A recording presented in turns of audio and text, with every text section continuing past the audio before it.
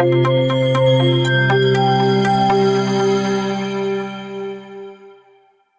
everyone, welcome to another lecture of general medicine where I make one more topic which is dreadful to you right now, easy to learn. And if you are someone who would like to read such difficult topics in a pictorial format in a very mapped way which is easy to learn and does not involve boring textbooks, you must refer to this book which is on general medicine by medistudygo. It includes pictorial representation for all the topics you can think about covering all the systems in general medicine. They are all displayed in pictorial form with clear pictures of all the symptoms and the clinical features which we see in patients. So it makes our learning task much easier. Let's get into the video for today. So today's topic is something related to the GI tract, but it is a chronic inflammation reaction which involves the complete thickness of duodenum. It is something which affects the patient's many organs, and all of this is related to the inflammation which is happening inside the body in the duodenum of the patient. So the disease which we are talking about today is Crohn's disease. Let's get into the topic right away. As I always say that every topic must be studied in certain headings. The first and the foremost heading always being the definition or the introduction. So Crohn's disease is a chronic transmural inflammatory bowel disease. Too many heavy terms, I know. Chronic is something which is more than 4 weeks. Transmural means if the gut is there, there are several lines or several phases in which the mucosa is present. A base layer, a sub-base layer, a serosal layer. Transmural means all the layers are involved. Full thickness of the mucosa is involved in the inflammation. Inflammatory bowel disease, inflammation of the bowel, which damages the digestive tract. It is relapsing and has a remitting course. So if the patient reduces the irritants, it will relapse and then it will come again. So it is a chronic thing, not an acute one, and it can happen in any age group. That's what Crohn's disease is. Now, after we know what is it, we need to know why is it happening? What is the etiology? The first and the most common is idiopathic. There is no fixed cause, no fixed microorganism which leads to this. There can be several irritants, several causes which can lead to this inflammation in the gut and can cause affecting of the transmural layer, complete layer, and form lesions in the gut leading to Crohn's disease. So there can be environmental factors like drugs, microbes, infections which can be contributing to the disease. Then genetic association can be present because of a genetic defect in these two genes of NOD and CARD. And smoking is also a risk factor because it is an irritant and whatever you intake must have its outcomes also. So this can also lead to inflammatory responses. So the most common sites involved is the terminal ileum and the right side of colon. As you can see in this image, this will be ileum and this will be the right side of the terminal colon.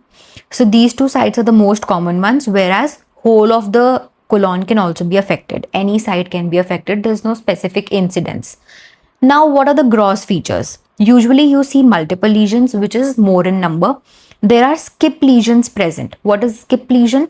Like if this is normal mucosa of the gut, a lesion is present here, then a normal area will be present and then a lesion will be present again over here. So this will be the normal area and these red areas will be the affected areas. So skip lesions are present in the complete thickness of the mucosa. Such skip lesions with transmural involvement of the bowel is forming the Crohn's disease.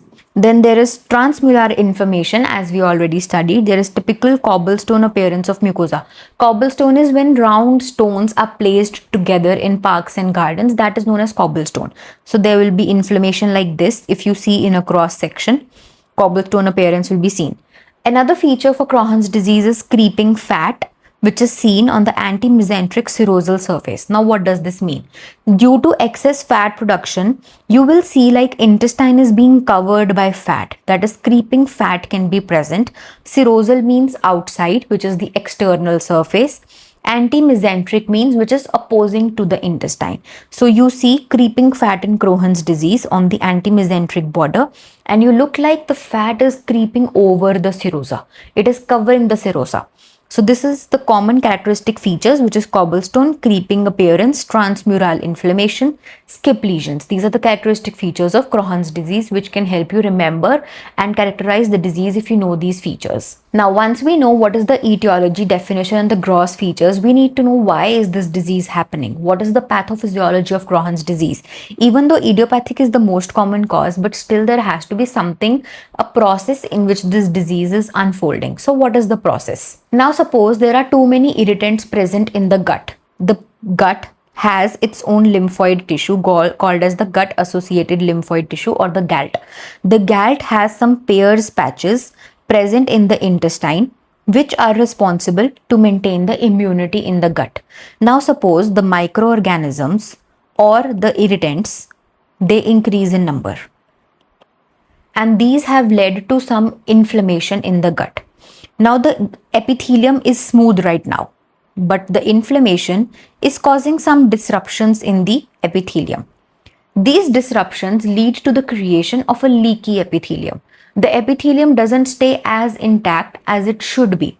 This leak in the epithelium promotes the ingress of these irritants and microorganisms. Now, if Peyer's patches are in 10 number and microorganisms are also suppose 10, this is just to explain in layman language, all the 10 microorganisms will be taken care of. But what if 50 microorganisms come? The 10 patches won't be sufficient. So the ingress of too many irritants activates the antigen system of the body. The bacterial antigens are then taken up by specialized M cells, which present them to the antigen presenting cells, and they take them to the T1 helper cells. The microbes enter through the M cells, they are captured, taken to the T helper cells, and once these are indicated and they are activated, it activates the delayed immune response of the body because it releases interferon gamma and several other cytokines.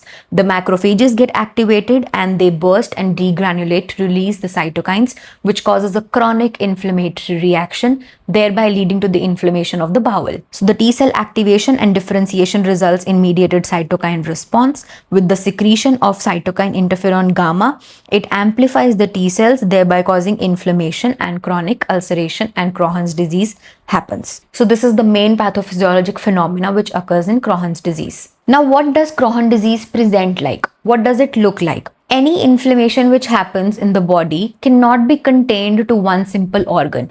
If cytokines increase in the body, they don't know what is liver, what is stomach, and what is eye, and what is genital organs, or which organ is where.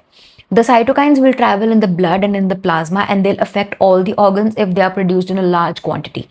And that happens in Crohn's disease because the intake of antigens is so much that the immune response by the body is aggravated, and thereby it causes an increased amount of cytokines, which causes inflammation in and around the bowel and of several other organ systems. So the features which we see first and the foremost are the intestinal symptoms, which is diarrhea, abdominal pain, cramping, and ulcers in the digestive tract. These are understandable and easy to relate. Also, there can be decreased appetite, weight loss due to the malabsorption of food in the gut. Secondly, there can be inflammation of the joints, which can be sacroiliitis, which is the inflammation of the sacral joint or the hip joint. And second, there can be ankylosing spondylitis, which is the pain in the joint inflammation, which can also happen. Then in the mouth, there can be mouth ulcers, there can be lip swelling. And since the intestine is affected, the bilirubin will not be working as it should. So the oxalate and the bilirubin amount in the gallbladder will increase. That will lead to gallstones, amyloidosis, and oxalate calculi, which is a form of stones only in the gallbladder. So one system being affected can affect so many other systems. Next, there can be erythema nodosum, which are red nodules on the anterior part of the leg. And there can be pyoderma gangrenosum. As the name suggests, gangrenosum is something deep, an ulcer on the lower limbs, which are deep in nature, and they are ulcerative and they are painful, and they can even bleed eventually. Coming to the eyes, there can be iritis, which is of the iris, conjunctivitis, inflammation of the conjunctiva, episcleritis, and uveitis. And beyond all this, there can be fever because inflammation means infection is present, and that means the body will get warm because of the immune response, and that will lead to fever. So these are the clinical features. The common patterns of the disease can be ileal, and it can be in the small intestine. There can be patches of this.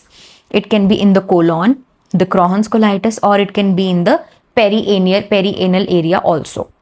So these are the common sites according to the incidence, but the most common stays ileal or in the ileum part. Now, how to differentially diagnose it from other diseases which have similar symptoms? Not exactly same, but you need to know how to differentiate it, and that is known as differential diagnosis. So first is amoebiasis. Here, if you do the blood test, you will see the microorganism involved. Second is Behçet disease. Behçet disease also has ulcers, but they are present everywhere, like in oral cavity, in genital area, and in anal area. So that is a distinguishing feature for us from Crohn's disease. Next, there's celiac disease. Celiac disease is mainly related to fat malabsorption, which leads to the formation of high oxalate and gallstones in the body. So if you do tests from the blood, this will also get excluded. Then there can be intestinal carcinoid that can also be secluded easily when you do imaging studies like ultrasonography or endoscopy. So ulcerative colitis is again only seen in colon. It will not be seen in ileum, and the high tendency of Crohn's disease in ileum differentiates it from ulcerative colitis. And intestinal tuberculosis, again, you'll see the bacteria involved present in the blood, and that will be a differentiating factor. So differential diagnosis is important for diseases where the similar symptoms are present, because if a patient comes in, you must be capable enough to differentiate which disease is what. Now, once we know what is happening in the disease, we need to come to a confirmatory diagnosis, and for that we need investigations. The first investigation which we perform is the lab testing. We check for anemia, hypoalbuminemia, liver test, and a raised ECR or CRP. Any infection, inflammation in the body, and the CRP will definitely be increased. And if suppose any infection has to be ruled out, we need to do a CBC, and with that you will be able to see if any infectious cause is present or not. Then we do fecal lactoferrin and calprotectin, because these are enzymes or they are proteins which are released by neutrophils. And if inflammation is present in the body, the neutrophil count is high, and they degranulate and they burst to release cytokines. Along with that, they release these proteins which will be present in the fecal matter. So these are markers of intestinal inflammation and will be helpful in diagnosis. Now, if inflammation is happening, there will be a high count of antibodies also. So which antibodies to look for in the blood test reports to be suggestive of Crohn's disease are the ASA-CA antibody and the p-ANCA antibodies, and also the anti-goblet cell antibodies, because these three antibodies are present in cases of Crohn's disease against the inflammation which is happening.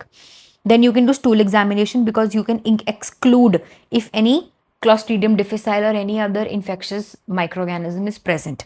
You can do barium x-rays of the bowel, wherein dye is ingested by the patient and you produce a radiation effect on the bowel, and you check where all the obstruction or ulcers are present. You can do an abdominal CT, where directly section slices of the soft tissue are created and everything can be visualized in the form of sections. You can do barium enema, where the barium is taken via rectum, not via the oral cavity, and then again you can do endoscopy and visualize it through imaging.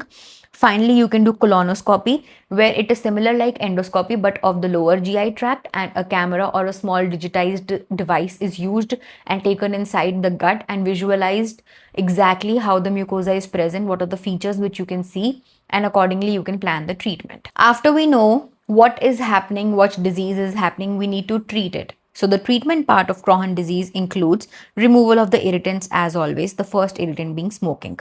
And secondly, you need to give nutritional supplementation like vitamin B12, folic acid, and to cure the anemia and any deficiencies which can be present. Now, if the disease is mild to moderate, we use 5-ASA and mercaptopurines, which are actually inhibitors of prostaglandins and cytokines. If these get inhibited, the inflammatory response will go down. Similarly, azathioprine is used because that decreases the lymphocytic action which is happening in the body and will eventually decrease the inflammation. So these are mainly for symptomatic relief, to decrease what is going on. In severe situations where the inflammatory response is too much, you can need steroids to inhibit everything that is going on, and you can give drugs like prednisolone. If the disease is moving towards a more severe situation, you can require a combination of treatment, and where you can use immunomodulators like infliximab, where the immune system itself gets modulated. It is like a steroid reaction only, wherein the immune system will be suppressed and the patient will be more prone to other infections, but the inflammatory response which is happening right now shall be nullified. So immune modulators can also be used for severe reaction in the body. And finally, if nothing is working and the mucosa has been damaged severely and it cannot be corrected, we might need to go for bowel resection and stricturoplasty, wherein whatever part of the mucosa has been involved, the gut has been obstructed, we remove it, we correct it, replace it with another tissue, maybe from other graft, and we correct the disease which has happened. So the treatment eventually depends on what kind of disease or what stage the disease is in. If the disease has just started, we can give lifestyle changes, explain the patient why it is happening.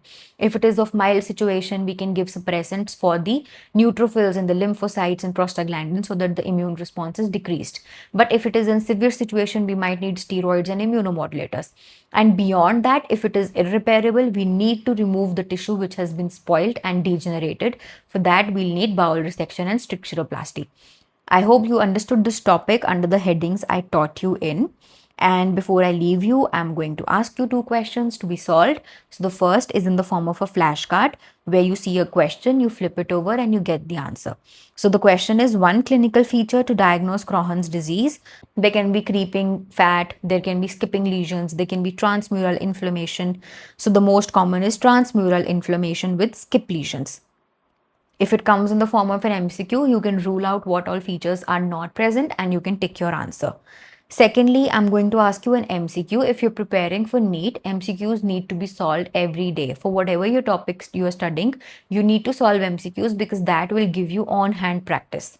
So a common oral manifestation of Crohn's disease is dental caries, erosion, gingivitis, or mouth ulcers. Now we know Crohn's disease is an inflammatory disorder, and inflammation in the mouth will always lead to mouth ulcers as we have studied.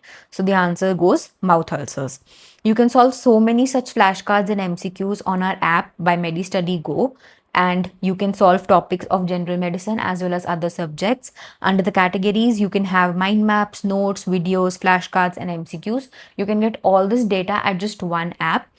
And if you are liking our videos, if you found this video useful, you must subscribe to the channel if you've not already done that, because we post frequent videos on all the subjects of BDS, because that is going to help you with your BDS as well as for your NEET preparation.